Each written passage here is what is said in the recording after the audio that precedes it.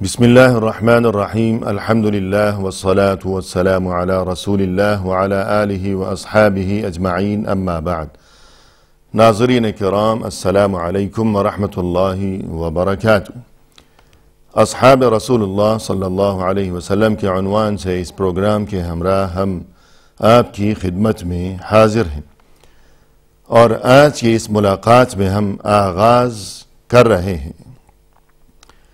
رسول اللہ صلی اللہ علیہ وسلم کے ایک انتہائی جلیل القدر اور بہت ہی مشہور و معروف صحابی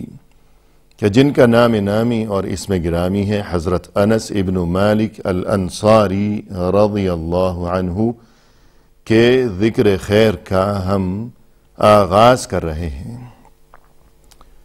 ہمیں یہ بات معلوم ہونی چاہیے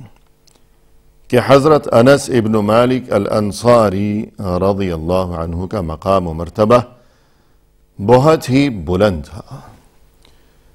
اور بالخصوص اس حوالے سے کہ ہمیشہ تا قیامت یہ امت مسلمہ جب تک اس روئے زمین پر آباد رہے گی اللہ عز و جل کے حکم سے، اس تمام امت مسلمہ پر انس ابن مالک الانصاری رضی اللہ عنہ کا بڑا ہی احسان رہے گا۔ اور اس کی وجہ یہ ہے کہ رسول اللہ صلی اللہ علیہ وسلم کی وہ مبارک اور وہ پاکیزہ ترین تعلیمات اور آپ صلی اللہ علیہ وسلم کی احادیث مبارکہ کا ایک بہت بڑا ذخیرہ جو کہ امت تک پہنچا ہے، وہ انہی کے ذریعے یعنی انس ابن مالک رضی اللہ عنہ کے ذریعے اور ان کے توسط سے ہی پہنچا ہے۔ یقیناً اور بھی بہت سی ہستیاں ہیں، صحابہ کرام رضوان اللہ علیہم اجمعین کی وہ جو برگزیدہ ترین جماعت تھی، ان میں سے اور بھی متعدد ایسی جلیل القدر ہستیاں ہیں کہ اس حوالے سے اور اس تعلق سے جن کا تمام امت پر ہمیشہ کے لیے احسان عظیم ہے، لیکن اس مقدس ترین اور برگزیدہ ترین جماعت میں انس ابن مالک الانصاری رضی اللہ عنہ کا نام ہمیشہ سر فہرست تصور کیا جاتا رہے گا۔ انس ابن مالک الانصاری رضی اللہ عنہ کا تعلق مدینہ شہر میں وہ جو بہت ہی مشہور و معروف اور انتہائی معزز ترین خاندان تھا، جو کہ خاندان بنو نجار کے نام سے جانا اور پہچانا جاتا تھا اس زمانے میں۔ اس خاندان بنو نجار سے ان کا تعلق تھا، اور ان کی جو والدہ تھیں خاندان بنو نجار کی بہت ہی معروف اور معزز ترین خاتون، جاہلیت کے زمانے میں بھی، اور پھر یہ کہ دین اسلام کا سورج جگمگانے کے بعد کا جو زمانہ تھا،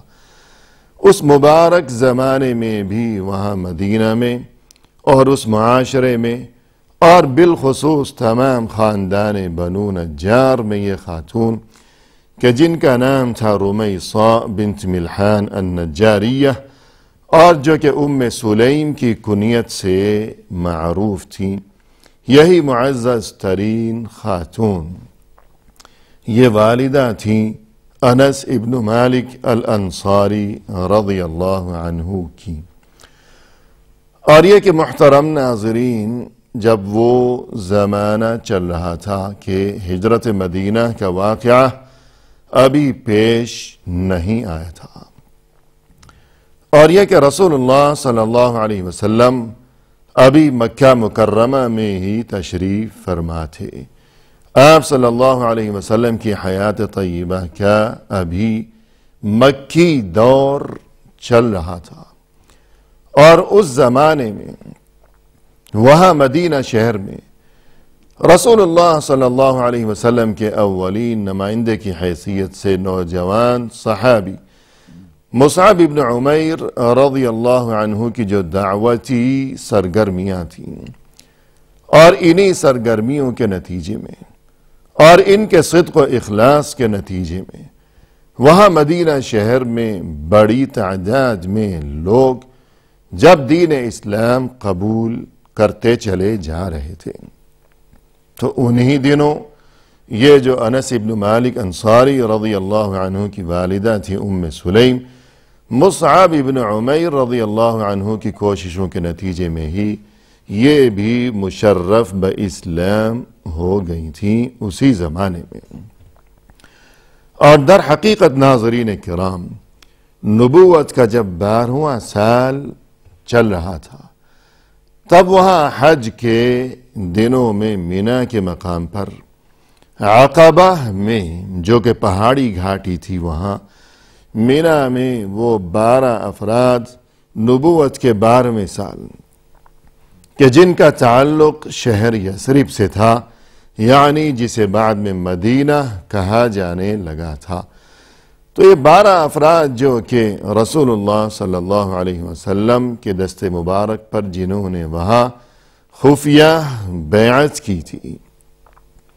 کہ جسے تاریخ میں بیعت عقبہ اولا کے نام سے یاد کیا جاتا ہے۔ اور پھر جب یہ 12 افراد اس بیعت کے بعد جب واپس اپنے شہر اور اپنی منزل یعنی مدینہ کی جانب روانہ ہونے لگے، تب انہوں نے رسول اللہ صلی اللہ علیہ وسلم کی خدمت میں یہ گزارش کی تھی کہ اے اللہ کے رسول، ہماری خواہش یہ ہے کہ ہماری تعلیم و تربیت کی غرض سے آپ اپنے صحابہ کرام میں سے، اپنے ساتھیوں میں سے کسی کو ہمارے ساتھ روانہ فرما دیجئے۔ اور ان کی اسی گزارش کے جواب میں رسول اللہ صلی اللہ علیہ وسلم نے اپنے نوجوان صحابی مصعب ابن عمیر رضی اللہ عنہ کو اپنے اولین نمائندے کی حیثیت سے ان کے ہمراہ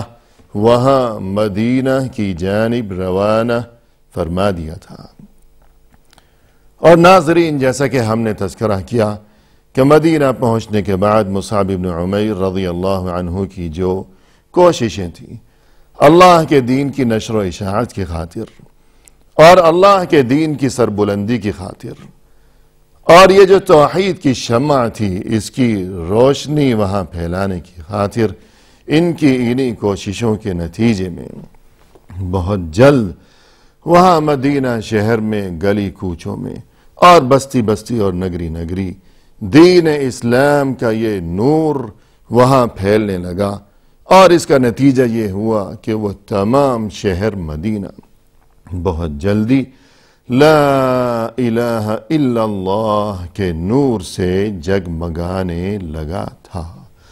اور جیسا کہ ہم نے ذکر کیا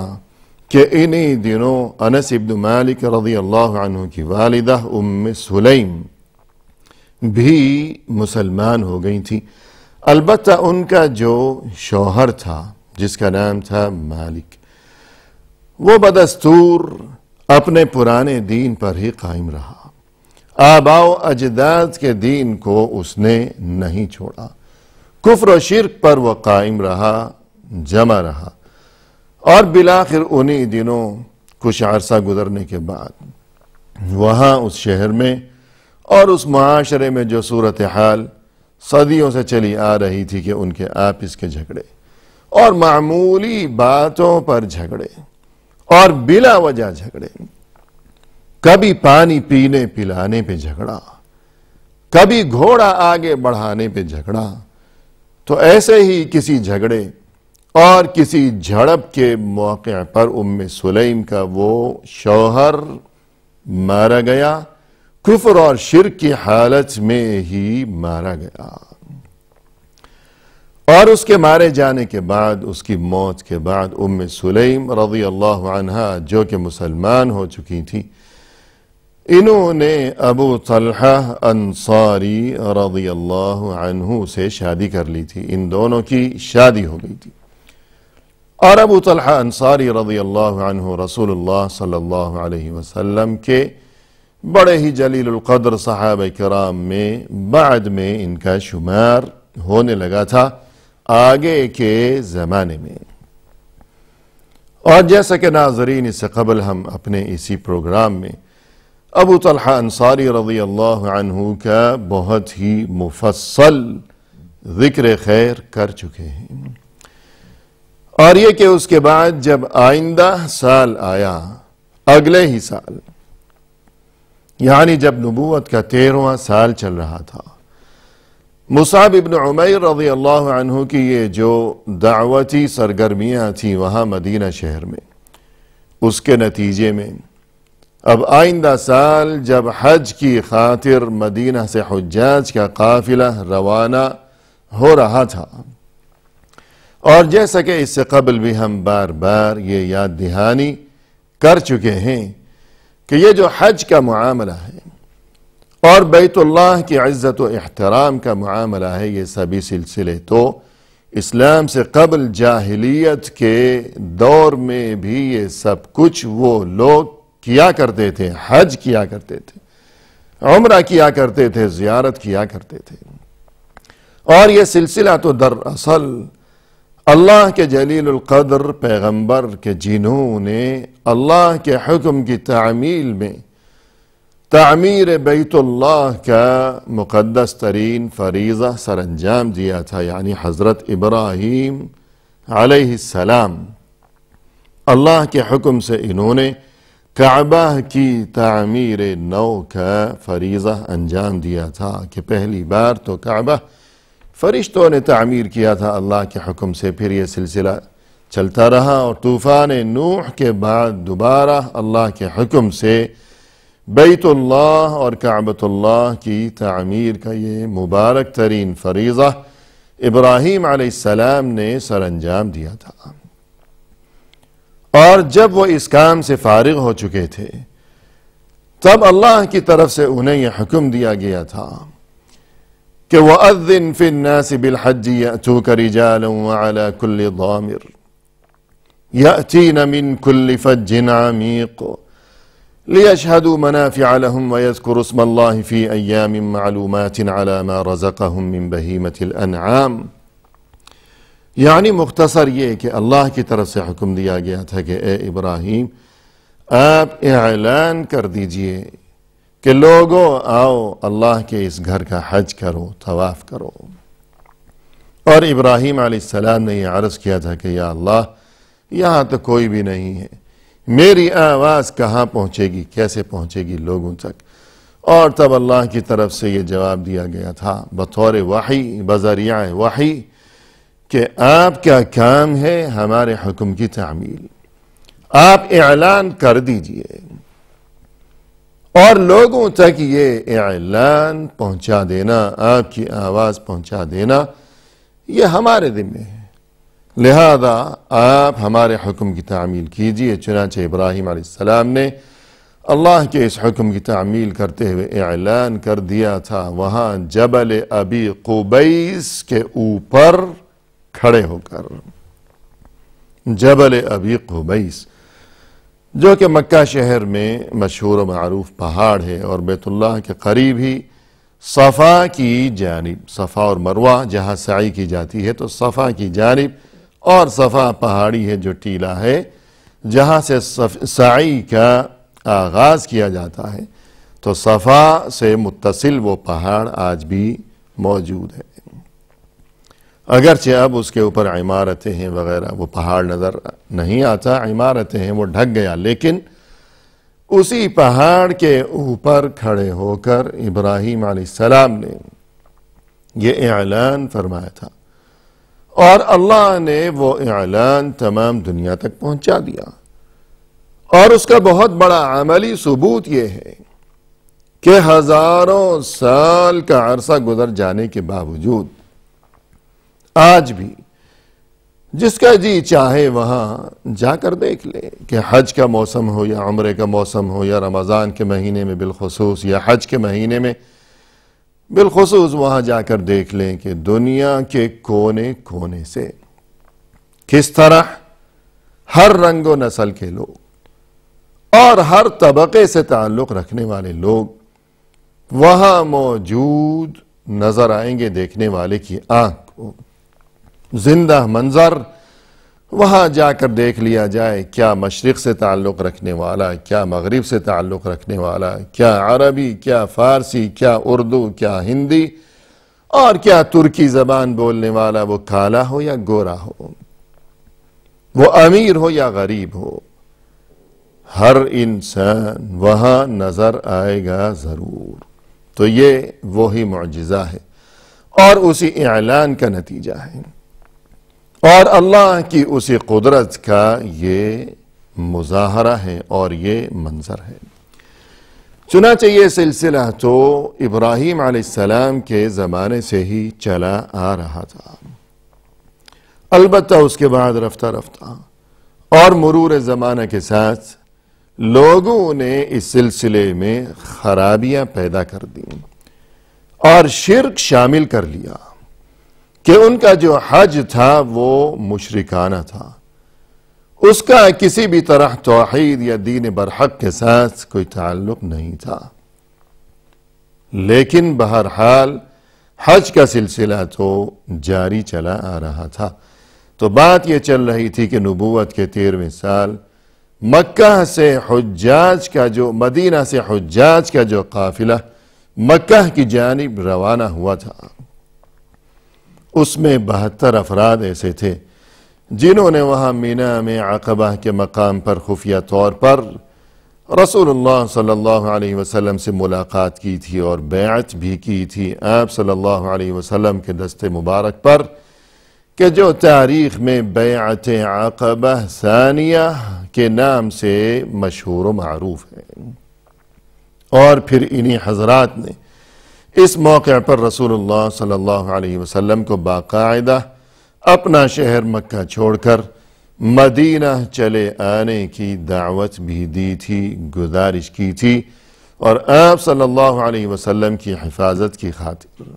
انہوں نے یہ عہد و پیمان کیا تھا اور یہ قسم کھائی تھی، رسول اللہ صلی اللہ علیہ وسلم کے دست مبارک پر اپنا ہاتھ رکھتے ہوئے یہ قسم کھائی تھی کہ اے اللہ کے رسول، ہم خود اپنے اہل و عیال اور اپنے گھر بار اور اپنے مال و اسباب سے بھی بڑھ کر ہم آپ کی حفاظت و حمایت کا اور آپ کی طرف سے دفاع کا فریضہ انجام دیں گے، اور ان کی اسی بیعت اور اسی عہد و پیمان اور اسی دعوت کے نتیجے میں ہجرت کا واقعہ پیش آیا تھا۔ چنانچہ یہ تمام تفصیلات بیان کرنے کا مقصد یہ ہے کہ یہ لوگ کس قدر بلند پایا اور کس قدر خوش نصیب اور کتنے عظیم ترین لوگ ہوں گے یہ 72 افراد، اور انہی میں ابو طلحہ انصاری رضی اللہ عنہ بھی شامل تھے، جو کہ ام سلیم رضی اللہ عنہا کے ساتھ شادی کے بعد اب انس ابن مالک رضی اللہ عنہ کے سرپرست بن گئے تھے۔ اور یہ تمام تر گفتگو دراصل ہو رہی ہے ناظرین کرام انس ابن مالک رضی اللہ عنہ کے حالات زندگی کے بارے میں، اور چونکہ ان کا اپنا جو باپ تھا مشرک، وہ تو حالت کفر و شرک میں ہی مارا گیا تھا، اور اس کے بعد چونکہ یہ ابو طلحہ انصاری رضی اللہ عنہ کی سرپرستی میں آ گئے تھے، اس لیے یہ تمام تر گفتگو کی گئی، اور مزید تفصیل لیے ہوئے انشاءاللہ بہت جلد آئندہ نشست کے موقع پر حاضر خدمت ہوں گے۔ اس وقت تک کے لیے فی امان اللہ، وآخر دعوانا ان الحمد للہ رب العالمین۔